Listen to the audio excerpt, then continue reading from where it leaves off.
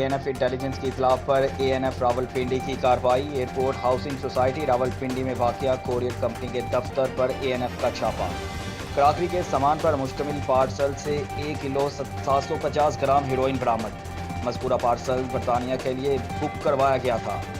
दौरान कार्रवाई कंपनी के मालिक समेत 3 मुलजमान को गिरफ्तार कर लिया गया। मुलजमान की जानिब से हेरोइन बारे हक़ाइक़ मालूम होने के बावजूद कानून नाफिज करने वाले अदारों से छुपाया गया।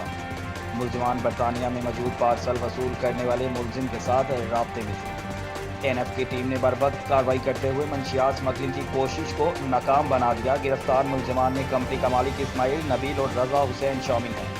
मुलजमान के खिलाफ इंसदाद मंशियात एक्ट के तहत मुकदमा दर्ज करके मजीद तफ्तीश का आगाज़ कर दिया गया।